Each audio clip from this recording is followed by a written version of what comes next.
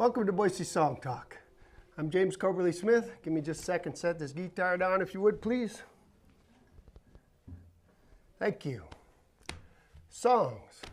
What we're going to be doing on Boise Song Talk is we're going to be speaking with a number of the great local songwriters about how they write their songs. Now, they're all great live performers, and I encourage you to go out and see their live shows. However, we won't be emphasizing performance on this show. Instead, we'll be focusing on how they write their songs. Now, I'm going to start this thing off with a short song of my own, and then we're going to go over and meet tonight's special guest.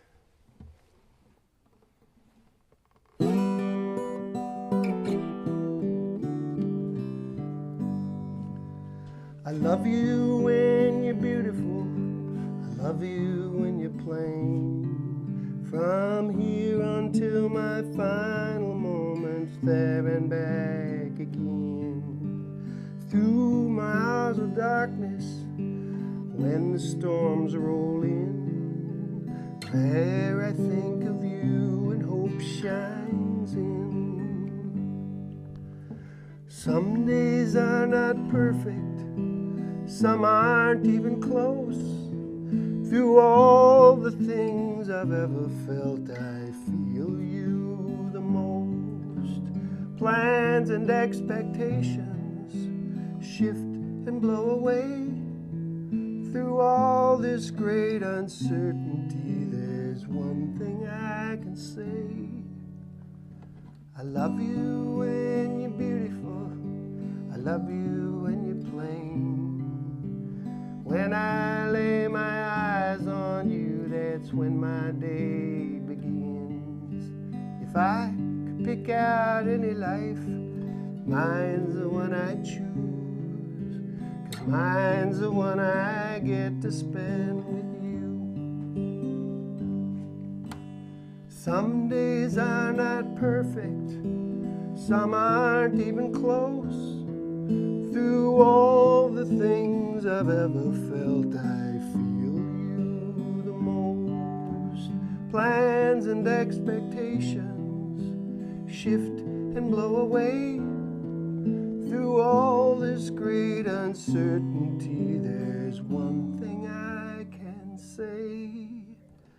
I love you when you're beautiful, I love you when you're plain.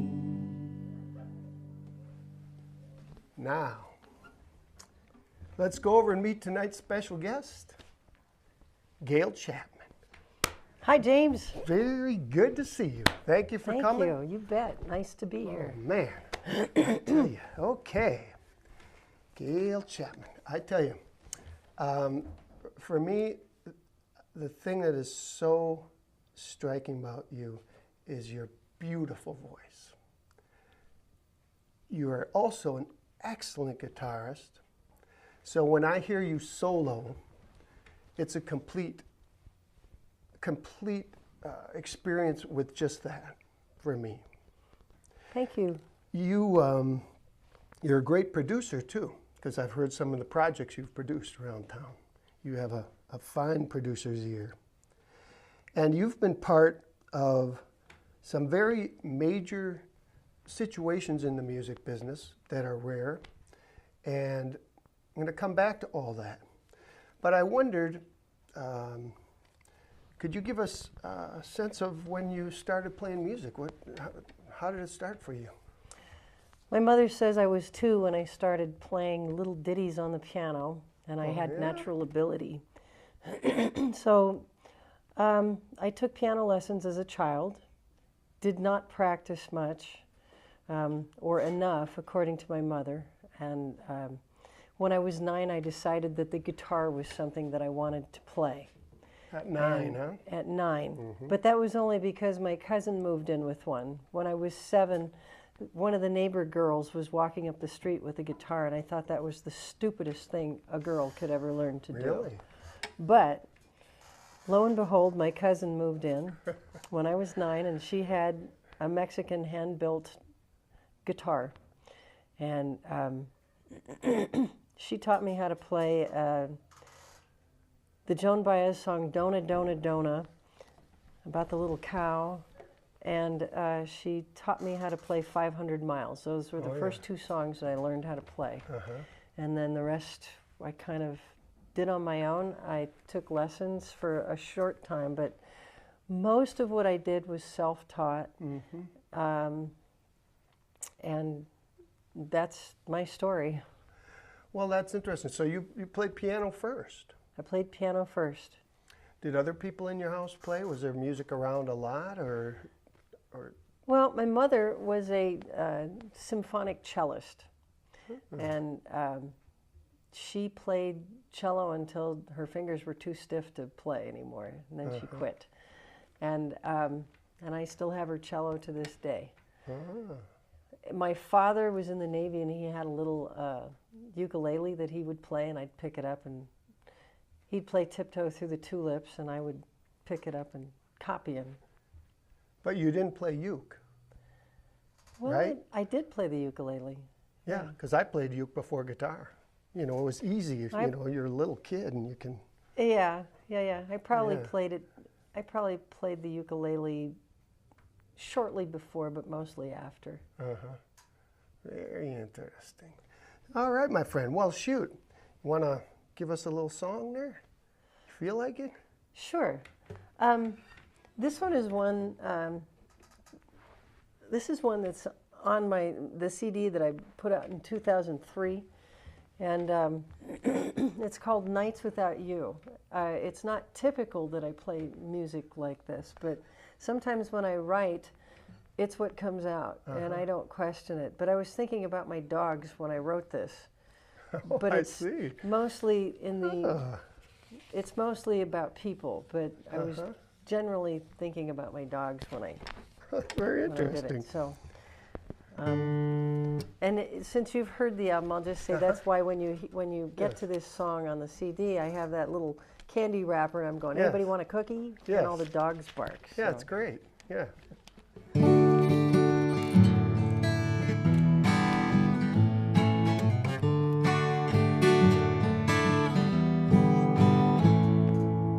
Nights without you are so lonely. I find myself dreaming about you only. When you are gone more than a day, it's too long. I may have been right, but my timing was wrong. Good things about you drift through my mind. Thoughts that you shared told me your love was kind. Between TV and cigarettes and words that don't rhyme, there's no substitute for having you by my side. So come on over, we'll sit up late. We'll talk about life and a day at our pace. Sit down with me, help me reevaluate the condition of our love.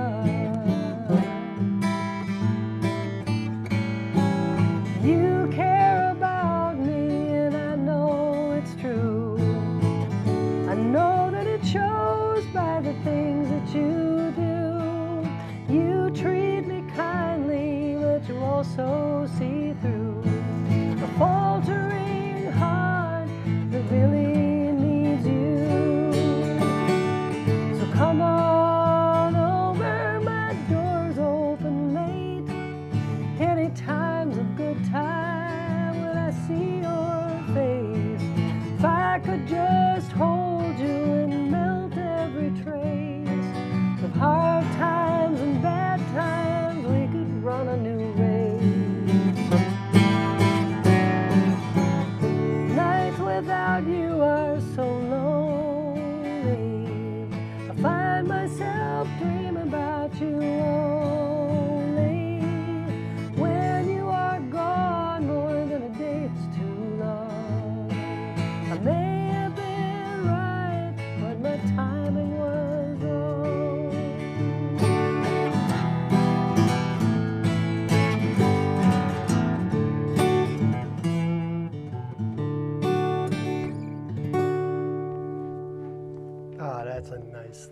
I like that thing. I love that album, by the way. There's so many great songs on it. That one, after hearing the album, I may have told you I was just walking through the grocery store or something, and I'm just singing that melody. I didn't know all the words, but the melody is just beautiful. Now, a song like that, so it's a waltz. Would you usually write songs with an instrument or not? Many times I'm sitting down and either on the piano or the guitar, and I come up with a groove of some sort. Okay. Groove is very important and basic to my songwriting. It's very hard to come up with a theme that fits the emotion of a groove if you don't have the groove. So you have to come up with something that you're feeling when you do it. So I can be walking down the hall and simply snapping my fingers and thinking of something, and then I'll go put something to it. So interesting. So then, definitely, for you, it's the color of the music that you're doing that informs what the lyric might be. Yeah. Color or the rhythm, as you said, the emotion. Yeah. I mean, you can, depending on how you start a groove. Right. A groove can be either slow, it can be waltz time, it can be fast, it can be hip hop, it can be whatever it is. Right. But it's got a feel to it that inspires a particular attitude. Right. And usually that attitude is where some of the ideas for the lyrics come from. Yeah. I get that. Sometimes what I've been viewing in the world around me will have something to do with the lyrical content. Okay. As well. With this song, for example, again, Beautiful Waltz, if you start strumming the chords, for example, being that's your first flavor or the groove, as we'd say, would it usually a melody be generally happening with the groove, or might that come after the groove? Sometimes that comes first. Melody. And I have to fit something to it to accompany that melody. Okay. I think in this particular song, the melody probably came first with some of the lyrical content, and then I had to come up with something that fit it, so to speak. So you just commented, sometimes you can be out walking around and then an idea is coming. Right. So my question, well, first musically, how do you capture it? How do you retain it? Sometimes I don't. Understood. Especially when they wake me up in the middle of the night. Sometimes I'll get up and write it down. Sometimes I won't. Oftentimes, I went to the extent of buying one of those little Radio Shack mini recorders, so I could, rather than carry around a pen and a paper, because you can lose those. Right. You can lose the recorder too. Yes. They're a lot quicker, and you can clip them to your belt, but you can just talk into them or sing into them. Yeah. Because that way you can get the melody idea if you're out, if a melody's coming to you, or a groove. Whereas lyrics, you could scribble them down if you already have the melody in mind. But, well, suppose it's that way then. Okay, so now you've gotten your idea and you have your recorder going and you've captured this seed for this song. Would the lyrics then to that usually be built over time? That can happen. For instance, I have a friend who from Atlanta who I co-wrote a song with, who sent me a music bed, and he didn't know what to title it, but he didn't tell me that. He simply called it H2O, so I would recognize the file when it came. So here comes this terrific music bed, and he says, I basically need a melody and lyrics. Okay. And so I listened to it, and because what he had done with the instrumental parts were pretty subtle in some regards. I had to really listen to it and chart it out and just make notation for myself on where there were certain rhythmical changes, because it was pretty subtle, but it was really good. And I looked at the title and I thought, well, H2O, I should come up with a water theme. So I pulled out my my dictionary of synonyms. Okay. And I started to write down every word I could think of for water, everything that had to do with H2O. And it's a great song. I mean, if I do say so myself. Wow. But what I came up with fit it, and I sent it back to him, and he said, "What'd you call this?" And I said, "H2O. It was on the file when you sent it." So I figured you wanted a water theme. He says, "Actually, I didn't have anything in mind, but that's great. I really like it." Yeah, well, that's the So influence of a working title sometimes. Yeah. Yeah. Okay. All right. Now, back to, I had mentioned that you had some extraordinary experience in the music business. Early on, you were a member of Prince's band. Right. Right? You were right at liftoff of a major situation, and you toured with that band as well. First of all, how did you end up in the band? Was someone aware of you as a musician? How do you end up in Prince's band? A combination of things, really. Right place, right time is only one small part of a bigger picture, I think. I had no idea who Prince was, but I met some of his friends who thought I should know him. And they brought me his album, the For You with the big fro on the front. And His first album. His first one. Right. And I was sharing a house with somebody in North Minneapolis, and I remember cranking up my Harman Kardon amp and my stereo. I had big speakers, and cranking this thing up, listening to it, loving it, absolutely loved it. And it was so loud that probably the neighbors could have heard it. But at one particular moment, it wouldn't have mattered how loud it was, because it's like a voice streamed through my head and out the other side. Okay, that sounds kind of nuts, but it really is true. And the voice said, in order for him to tour, he's going to need a band. And I turned the music down, and I went, what? Okay. And so that was when I asked the person who gave me the album, does this kid have a band? And is he doing auditions? And it just so happened that this person, the next thing made my jaw drop. The next thing he says, well, this is my cousin. And yeah, they're doing auditions now, but I didn't think you were available, so I didn't tell you about it. I wanted to kill him, but he got me in, and I went to Prince's home on France Avenue in Edina, Minnesota, and auditioned. Playing keyboard? Playing keyboard. Okay. And I was down in the basement, and I went down there, and Prince and Andre and Bobby Rivkin were down in the basement, and they started a jam. They started a groove. And I thought, I hate jams. I just hate them.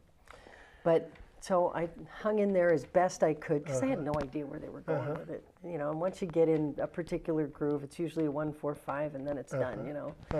And so I thought, well, I didn't feel like I did very well, so I thought, I'll turn the tables and I'll start a groove, because I'd been working on one. And so I had an opportunity to show off what I could do. And they seemed to be able to catch up eventually, but I didn't hear from him for 3 months. Oh, wow, interesting. And then one day he called, and he said, what are you doing? This is Prince. And I said, I'm taking a nap. Why? He says, can you make it to rehearsal? And I said, yes. So I got there under an hour, and that was it. Stayed for 2 years. Fantastic. And you toured then with the supporting the second album that was titled Prince. Is that correct? Yes.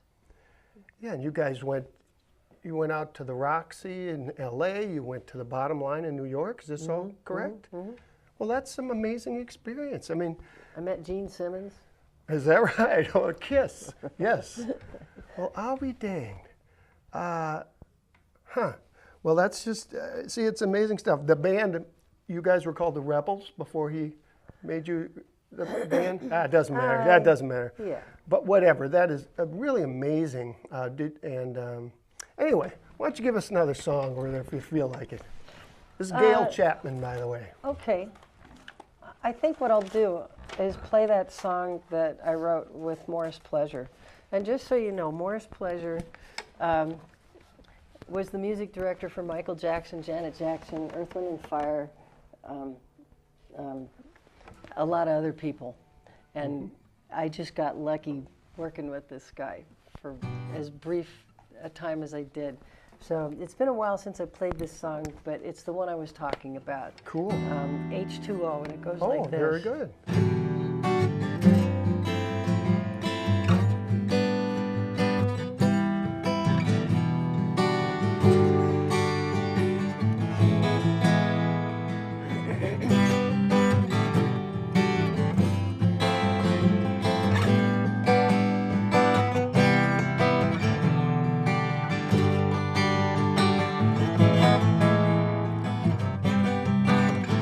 Like the frost on my window pane, the sun melts the snow away.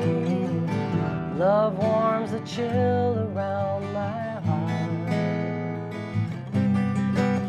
The thought of you all day long, my soul felt satisfied. And as these thoughts lingered on, I may as well have died. For you knew love strikes gold in my heart, flush of heat like a lava flow. In a swirling eddy of love, I was lost in your undertow. Flux of movement ever changing held my gaze, and I don't want to stop this current now, no matter how slow it goes.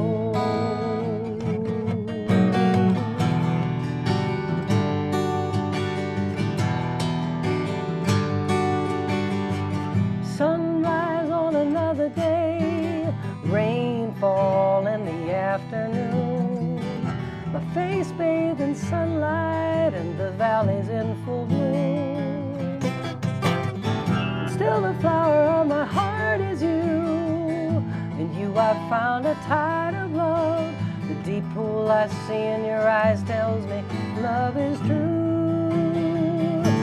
With you new love strikes gold in my heart, flush of heat like a lava flow. In a swirling eddy of love, I was lost in your undertow. Flux of movement ever changing held my gaze, and I don't want to stop this current now, no matter how slow it goes. New love strikes gold. New love strikes gold. Like H2O.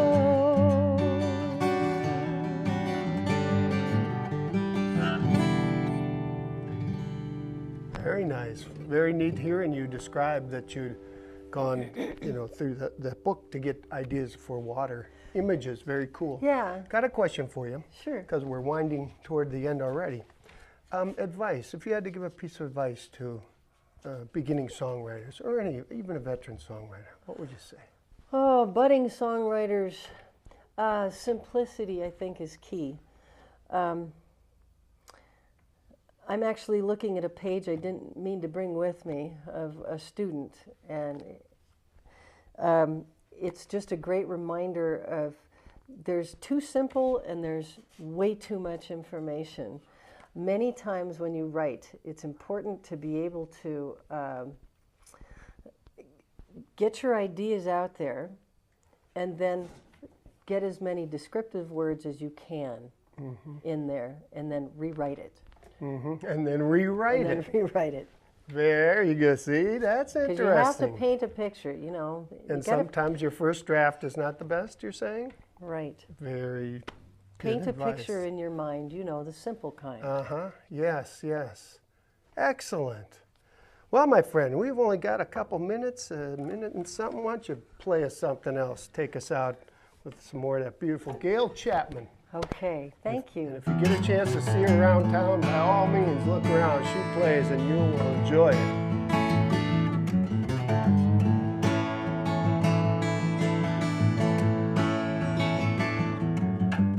How do you show you love someone when what you've done already don't count? How do you say, hey baby, I want you, if they turn their back and walked out? And every tear you cry seems worthless, every leap of faith lacks hope.